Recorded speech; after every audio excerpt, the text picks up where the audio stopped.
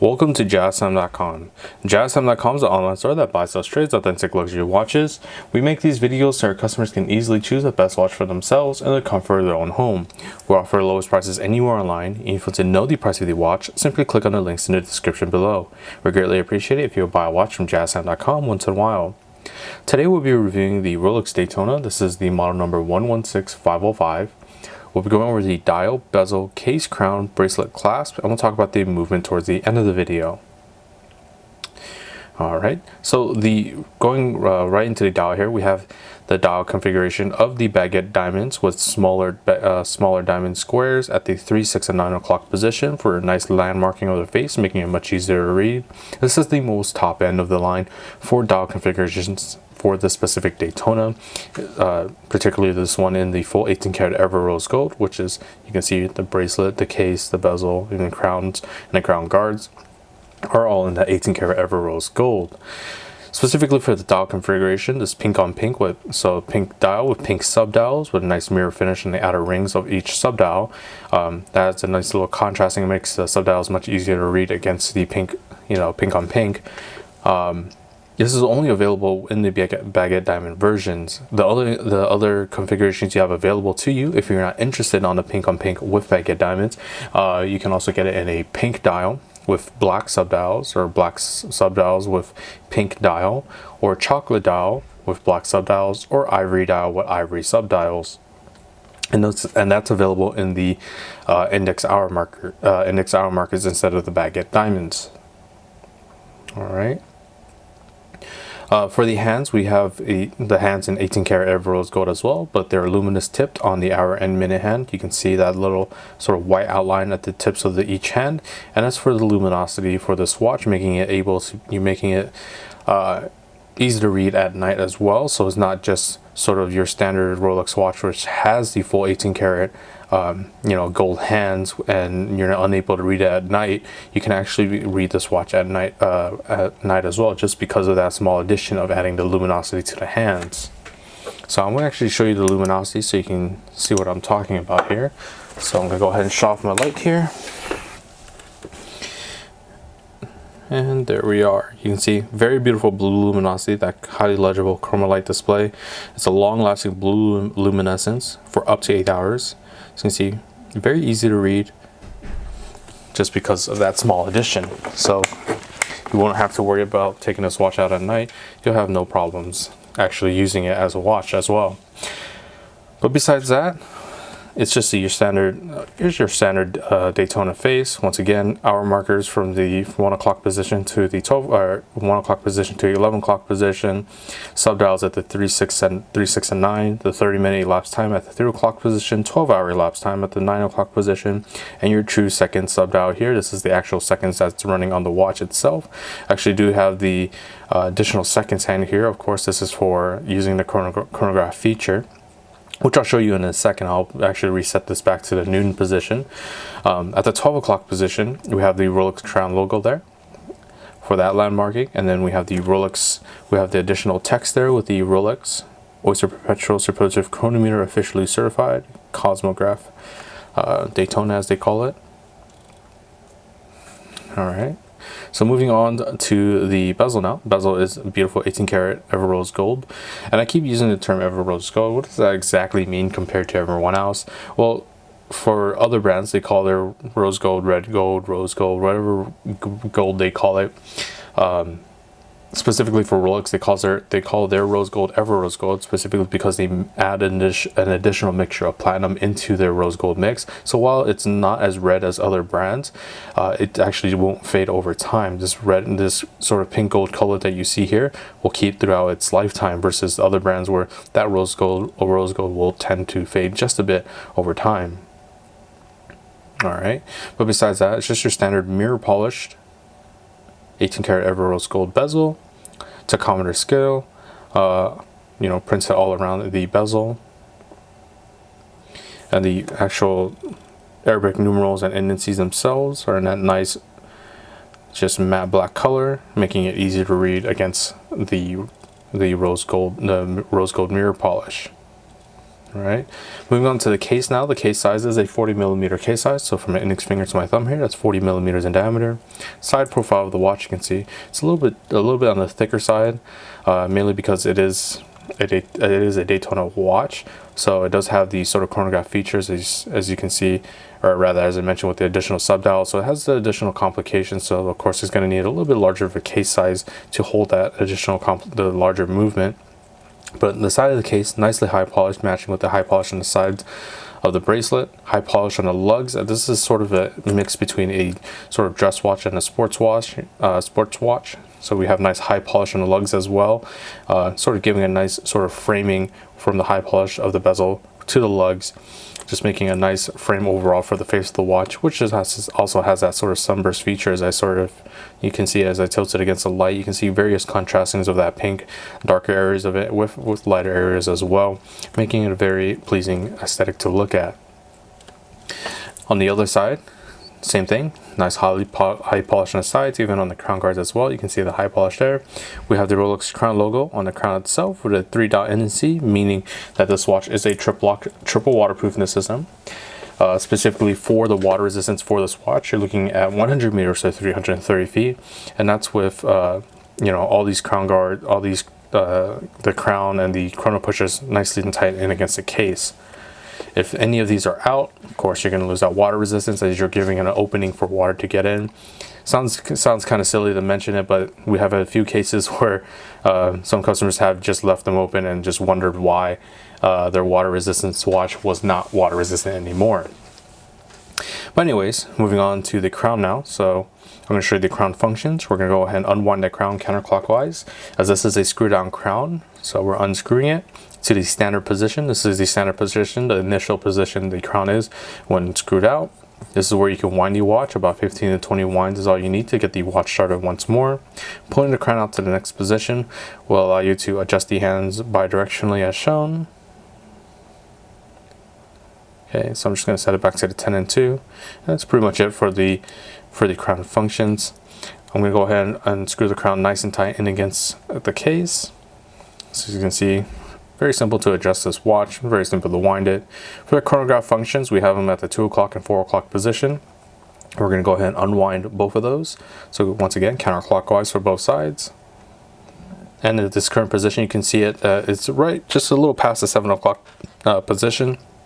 I'm going to go ahead and start it with a 2 o'clock position pusher. It's very simple. You can pause it with the 2 o'clock pusher again, and the 4 o'clock position pusher will reset both elapsed time subdials, so the 30-minute and 12 hours, and the central seconds hand back to that 12 o'clock position. So this really is just a stopwatch feature. So start and stop, and then reset. Of course, the usage of it was to track, as the Daytona's a race, you would track, elapsed time on specific car laps and such, and you would, do whatever you would need to do with those functions to track those laps, reset whenever you needed and whatnot. But if you're just an everyday guy, you just like the aesthetic look of a Daytona, you're not really using it for its original purpose. You can also use it for other mundane things, like just seeing how long a meeting is taking, track how fast you run a mile or even walk a mile, or even just if you throw some food in the oven, you just hit that timer, you can check the elapsed time very easily as well.